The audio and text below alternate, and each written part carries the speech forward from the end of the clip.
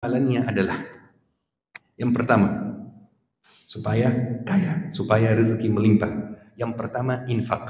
Tetapi infak saja tidak cukup. Tidak cukup. Kadang-kadang kita salah dalam cara infak.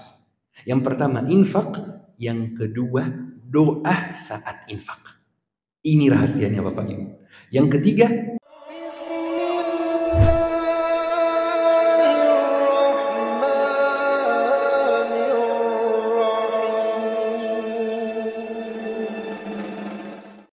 Bapak Ibu yang dirahmati Allah Subhanahu wa taala. Alhamdulillah kita diberi umur untuk hidup sampai bulan Muharram tahun ini. Dan ini tahun berapa ya? Tahun 1445 ya. Dulu Bapak Ibu sebelum risalah Nabi Muhammad, orang Arab jahiliyah sudah mengenal nama bulan-bulan Islam. Sudah mengenal Rajab, sudah mengenal Sya'ban, sudah mengenal Ramadan. Nama-nama ini memang ada sebelum risalah Nabi Muhammad. Tetapi mereka belum mengenal tahunnya. Ini tahun keberapa? Tahun misalnya 1, tahun 2. Mereka belum mengenal itu. Makanya mereka menamakan setiap tahun dengan nama satu peristiwa yang penting. Seperti apa? Seperti Amul Fil, tahun gajah, Masya Allah. Ketika Ibrahim al-Habasyi kirim gajah ke Ka'bah untuk menghancurkan Ka'bah. Tetapi karena ini Baitullah, Allah menjaga Ka'bah. Makanya disebut Amul Fil. Ada juga Amul Huzn, tahun kesedihan, di mana istri Nabi Muhammad SAW meninggal dunia. Sayyidah Khadijah dan paman Nabi Muhammad SAW meninggal dunia juga. Rasulullah sangat sedih, makanya Allah kasih hadiah yaitu Isra dan Mi'raj. Alasannya Isra dan Mi'raj karena ini tahun kesedihan, waktu itu tahun kesedihan. Makanya Allah ingin bikin Rasulullah bahagia lagi. Ada juga Amul Jamaah. Amul Jamaah itu tahun jamaah, di mana Al-Hasan bin Ali menyerahkan kekuasaan kepada Muawiyah bin Abi Sufyan. Umat Islam bersatu lagi, makanya disebut tahun jamaah. Bapak Ibu yang dirahmati Allah Subhanahu wa taala. Suatu hari di masa pemimpin Islam Khalifah Umar bin Khattab terjadi satu peristiwa yang bikin umat Islam merasa kalau umat Islam benar-benar membutuhkan kalender khusus. Di zaman Umar bin Khattab. Umar bin Khattab pemimpin kedua. Pemimpin pertama siapa? Abu Bakar As-Siddiq. Kedua Umar bin Khattab. Ketiga Utsman bin Affan. Keempat Ali bin Abi Thalib. Kelima kelima baru saya sebutkan namanya, Al-Hasan bin Ali. Betul, Al-Hasan bin Ali, anaknya Ali bin Abi Thalib. Beliau ini khalifah kelima, hanya berkuasa selama 6 bulan saja. Kemudian menyerahkan kekuasaan kepada Muawiyah bin Abi Sufyan.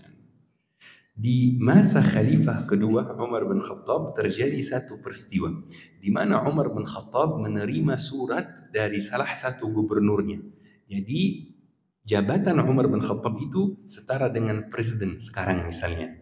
Kemudian Umar bin Khattab punya gubernur-gubernur di seluruh daerah. Gubernur Mesir, gubernur Syam, gubernur Irak. Tetapi Umar bin Khattab tidak kasih nama gubernur. Umar bin Khattab kasih nama yang lebih unik. Kasih nama Amil, yang artinya pelayan.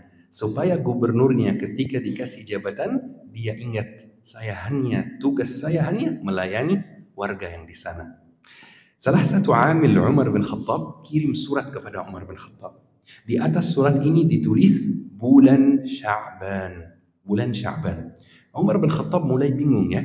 Kira-kira bulan Sya'ban yang dalam surat ini bulan Sya'ban tahun ini atau bulan Sya'ban tahun lalu atau bulan Sya'ban tahun depan. Umar bin Khattab tidak tahu. Makanya Umar bin Khattab memutuskan untuk membuat kalender Hijriyah. Tetapi Umar bin Khattab masih tidak tahu kira-kira kita mulai kalender Hijriyah ini dengan peristiwa apa? Apa penetapan awal tahun baru? Makanya Umar bin Khattab berkumpul sama para sahabat, sama kibarus sahabat, petinggi-petinggi sahabat, dan berdiskusi, buat rapat. Mereka berdiskusi, kira-kira apa peristiwa yang layak dijadikan awal tahun baru Islam?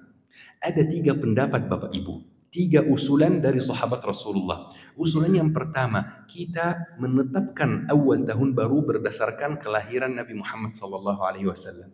Tetapi ide ini ditolak oleh para sahabat.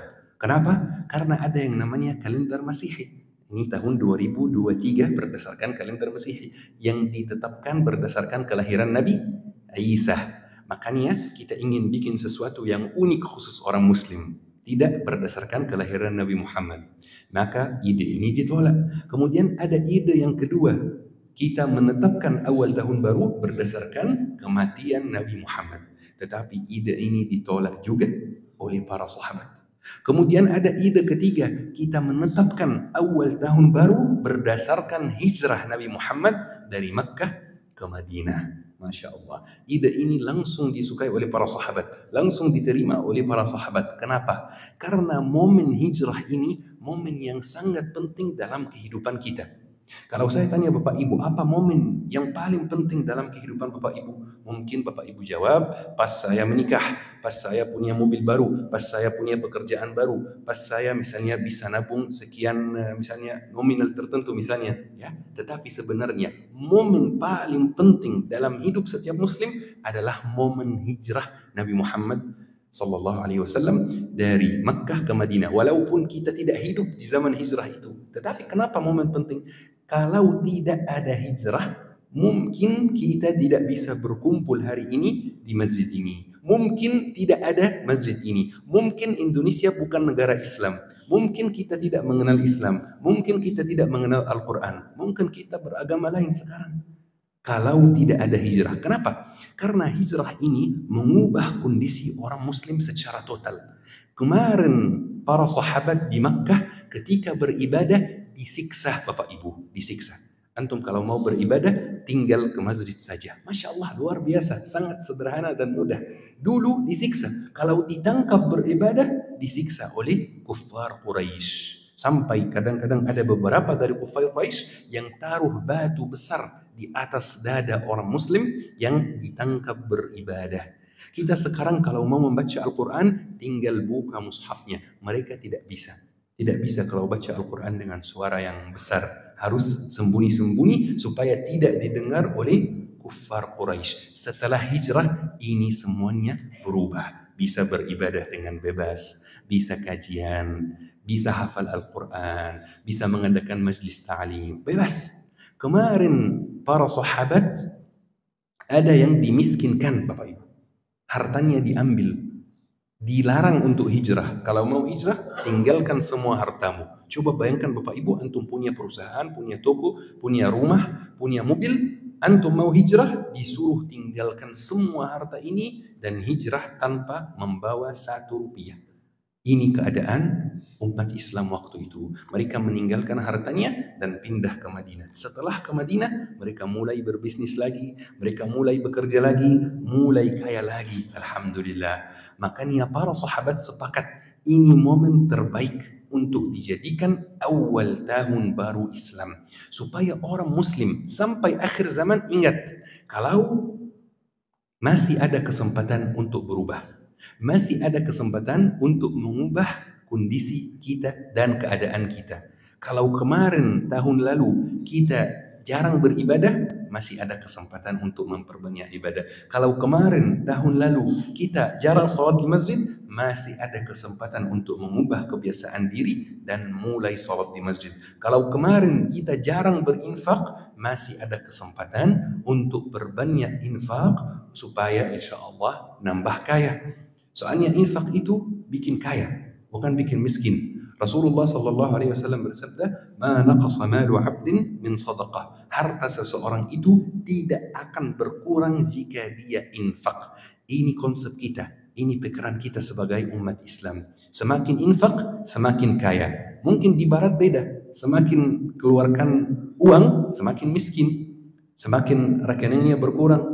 Tetapi kata Rasulullah beda. Rasulullah SAW bersabda, "Ma naqasa malu 'abdin min shadaqah." Hartamu tidak akan berkurang jika berinfak. Bapak Ibu yang dirahmati Allah Subhanahu wa taala. Insyaallah mungkin di akhir kajian nanti saya akan sampaikan satu amalan penting khusus infak ini. Satu amalan pembuka rezeki. Satu amalan yang insyaallah bisa bikin rezeki kita melimpah. Amalan ini saya amalkan sendiri. Maka tunggu insyaallah di akhir kajian saya sampaikan. Bapak Ibu yang dirahmati Allah Subhanahu wa taala. Allah telah menetapkan 12 bulan. 12 bulan yang namanya berbeda-beda. Tetapi ada satu bulan di antaranya diberi kehormatan tertentu, yaitu bulan Muharram. Karena disebut Syahrullah. Ketika kita cek bahasa Arabnya, Syahrullah itu artinya bulan Allah. Kok bisa bulan Allah? Emang ada bulan Allah gitu. Jadi pakar bahasa Arab sepakat kalau kita sandarkan satu perkara kepada Allah Subhanahu wa taala, ini untuk kehormatan perkara tersebut. Seperti apa? Seperti Baitullah, rumah Allah. Seperti apa? Seperti naqatullah, unta Allah yang disembelih di zaman Nabi Saleh. Dan ini Syahrullah. Tidak ada bulan lain yang dikasih kehormatan ini. Syahrullahil Muharram. Bulan Muharram, bulannya Allah Subhanahu wa taala. Baik, bulan Muharram ini punya satu kelebihan.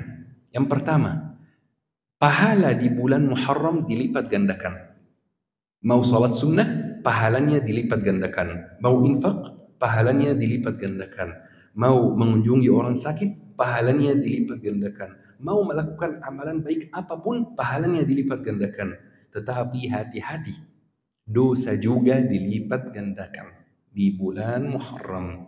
Dosa yang misalnya dihitung satu dosa di bulan Muharram dihitung lebih dari satu. Kita nggak tahu, 2, 5, 10, kita nggak tahu.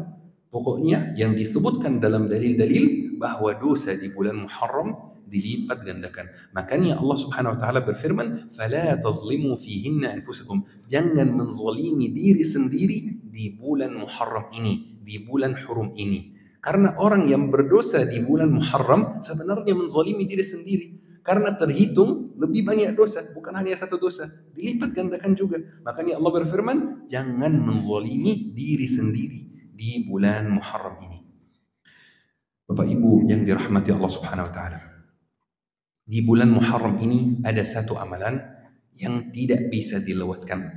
Satu amalan yang sangat penting, satu amalan yang Rasulullah selalu amalkan di bulan Muharram, yaitu puasa. Puasa. Rasulullah puasa Ramadan, kemudian Rasulullah puasa Senin Kamis dan puasa sunnah. Kata Ibnu Abbas, Rasulullah sangat semangat puasa di bulan Muharram. Bulan Muharram ini bulannya puasa. Mau puasa Senin Kamis, ya silakan. Mau buat puasa banyak hari, silakan. Ini memang bulannya puasa, bulan Muharram. Tetapi ada satu hari yang benar-benar tidak bisa dilewatkan Bapak Ibu, yaitu puasa hari Ashura. Hari Ashura. Hari Ashura wallahi sangat penting. Saya ingin tanya Bapak Ibu, selama tahun yang lalu Bapak Ibu pernah berdosa atau tidak? Pernah enggak? Pernah dong. Pasti pernah. Selama namanya manusia pasti pernah berdosa. Saya pernah berdosa. Antum pernah berdosa. Semua orang pernah berdosa pasti, walaupun dosa kecil selama bulan yang lalu. Pahala puasa Ashura ini menghapus dosa bulan yang lalu. Mungkin tahun yang lalu. Mungkin di tahun yang lalu kita pernah makan uang haram secara tidak sengaja. Mungkin di tahun yang lalu kita pernah marah terhadap suami, marah terhadap istri, marah terhadap anak. Pernah menzalimi istri, pernah menzalimi suami, pernah menzalimi anak. Maka kalau merasa ada kesalahan di tahun yang lalu, ini waktunya untuk menghapus dosa-dosa ini dengan puasa Ashura. Ashura itu kapan? Tanggal 10 Muharram. Tanggal 10 Muharram. Dan boleh juga puasa Tasu'a, sehari sebelum Ashura. Jadi puasa 2 hari, Tasu'a dan Ashura. Dan boleh juga puasa sehari setelah Ashura. Jadi puasa Tasu'a, puasa Ashura, puasa sehari setelah Ashura. Tapi Bapak Ibu, kira-kira kita kenapa puasa Ashura? Ada peristiwa apa di Ashura? Ceritanya sangat unik Bapak Ibu. Ketika Rasulullah SAW pindah dari Makkah ke Madinah, di Makkah waktu itu tidak ada orang Yahudi. Di Madinah banyak orang Yahudi, banyak suku Yahudi. Bani Quraidah, Bani Qainuqa, banyak suku Yahudi. Ketika Rasulullah masuk Madinah dan mulai berinteraksi dengan orang Yahudi, ternyata orang Yahudi di Madinah puasa hari Ashura. Makanya Rasulullah sallallahu alaihi wasallam bertanya, "Kenapa kalian puasa Ashura?" Mereka jawab, "Karena kami merayakan kemenangan Nabi Musa atas Fir'aun." Apa kata Nabi Muhammad? Kata Nabi Muhammad, "Fanahnu ahaqqu wa awla bi Musa minhum." Kami lebih berhak mengikuti Nabi Musa dibanding mereka. Kami lebih berhak meniru Nabi Musa dibanding mereka. Makanya dari waktu itu Rasulullah suruh para sahabat untuk puasa Ashura. Kemudian setahun sebelum Nabi Muhammad meninggal dunia, Nabi Muhammad mengatakan bahwa kalau saya diberi umur sampai tahun depan, saya akan puasa Tasu'a juga untuk menyelisihi orang Yahudi. Jadi kita boleh puasa Tasu'a dan Ashura. Nabi Musa dikejar oleh Fir'aun. Kemudian Nabi Musa sampai Laut Merah di Mesir. Dan sampai sekarang orang Mesir masih tahu di mana lautnya terbelah. Ya, laut terbelah, Nabi Musa lewat. Kemudian pas Fir'aun mau lewat juga, ternyata lautnya kembali lagi dan Fir'aun tenggelam. Dan muminya, badannya, jasadnya masih ada sampai hari ini di Museum Mesir. Kalau Bapak Ibu ke Mesir suatu hari, bisa ke Museum Mesir dan melihat jasad Fir'aun yang kejar Nabi Musa alaihi salam. Jasadnya masih ada sampai hari ini. Makanya kita merayakan juga kemenangan Nabi Musa atas Fir'aun. Bapak Ibu yang dirahmati Allah Subhanahu wa taala, perbanyak amalan baik di bulan Muharram ini. Amalan baik di bulan Muharram ini pahalanya dilipat gandakan. Salah satu amalan baik yang luar biasa di bulan Muharram adalah infak, Bapak Ibu. Ketika sahabat Rasulullah ditanya, kok bisa sekaya itu? Karena kadang-kadang kita ada mungkin pemikiran yang salah tentang Nabi Muhammad dan sahabat Nabi Muhammad, bahwa mereka semua itu miskin-miskin. Dan itu salah, Bapak Ibu. Nabi Muhammad kaya. Nabi Muhammad ketika menikah dengan As-Sayyidah Khadijah memberi mahar 20 miliar, Bapak Ibu. Setara dengan 20 miliar. Mahar yang Nabi Muhammad berikan di umur 25 tahun, 20 miliar. 20 miliar, orang kaya atau orang miskin? Orang kaya. Para sahabat juga kaya, para sahabat juga sangat kaya. Ada Abdurrahman bin Auf. Abdurrahman bin Auf pernah sedekahkan 700 mobil sekaligus. Kok mobil, Ustaz? Emang ada mobil di zaman Abdurrahman bin Auf? Iya, ada mobil. Unta dan kuda di zaman mereka itu kendaraannya. Abdurrahman bin Auf sedekahkan 700 kendaraan. 700 kendaraan, Bapak Ibu. Bagaimana kalau kita punya 2 mobil, kita siap sedekahkan salah satunya misalnya? Agak berat ya, agak berat. Punya 2 motor, siap sedekahkan salah satunya? Masih agak berat ya. Abdurrahman bin Auf sedekahkan 700 mobil. 700 mobil yang isinya parfum-parfum yang mahal, yang isinya bahan pangan, Bapak Ibu. Sampai dikatakan bahwa warga Madinah yang mengambil mobil-mobil itu, yang mengambil bahan pangan yang ada di dalam mobil, sudah tercukupi kebutuhannya selama 1 tahun. 1 tahun tidak boleh belanja lagi, tidak butuh belanja lagi. Di zaman kita berasnya ada misalnya, minyaknya sudah ada selama 1 tahun.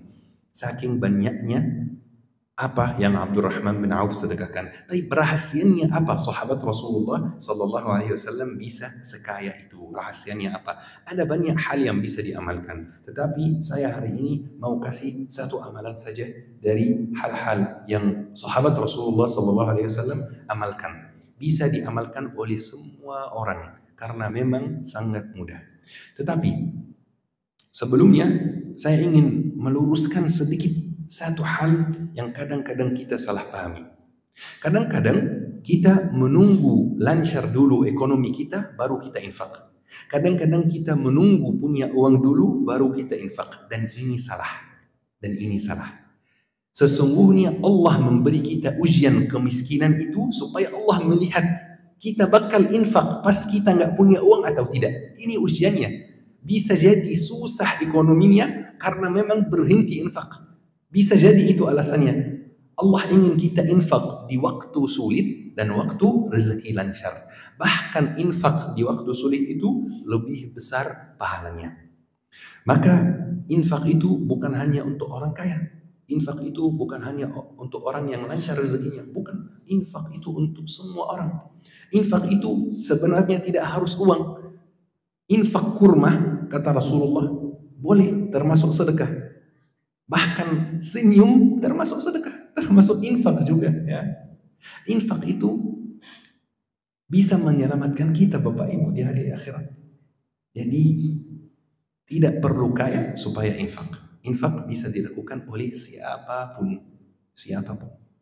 Bapak Ibu yang dirahmati Allah Subhanahu wa taala, amalannya adalah yang pertama, supaya kaya, supaya rezeki melimpah. Yang pertama infak. Tetapi infak saja tidak cukup. Tidak cukup. Kadang-kadang kita salah dalam cara infak. Yang pertama infak, yang kedua doa saat infak. Ini rahasianya Bapak Ibu. Yang ketiga, infak di waktu subuh. Infak paling afdal di waktu subuh. Sedekah paling afdal di waktu subuh. Jadi ada tiga. Tiga dilakukan secara bersamaan. Infak, doa saat infak, dan infak di waktu subuh. Bagaimana caranya doa saat infak?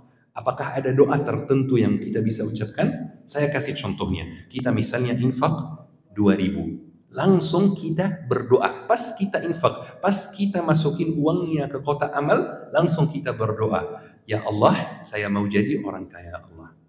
Ya Allah, saya ingin anak saya jadi saleh salihah ya Allah. Ya Allah, semoga anak saya jadi hafiz ya Allah. Langsung doa. Ya Allah, semoga nambah istri ya Allah. Senang bapak-bapak ya. Kalau mungkin biker subuhan, ya Allah semoga nambah motor ya. Amin, amin. Langsung kita infak Bapak Ibu, langsung kita doa. Jangan sia-siakan kesempatan. Kenapa doa pas infak? Karena infak itu adalah amalan baik. Dan doa saat amalan baik itu mustajab insya Allah. Langsung kita doakan. Doa apapun yang antum mau, pakai bahasa sendiri. Jangan pakai bahasa yang cantik-cantik. Jangan, pakai bahasa sendiri. Pakai bahasa sendiri, curhat sama Allah Subhanahu wa taala, sampaikan isi hati kepada Allah Subhanahu wa taala. Ya Allah saya mau ini, ya Allah saya mau ini dan itu, ini. Sampaikan semuanya. Tetapi jangan sampai infaknya 2.000, doanya sampai besok lusa ya. Baik. Bapak Ibu yang dirahmati Allah Subhanahu wa taala. Ini amalan mujarrab, saya sendiri amalkan.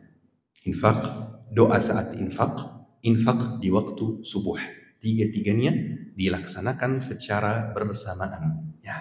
Dan doanya apa saja, apapun yang antum mau.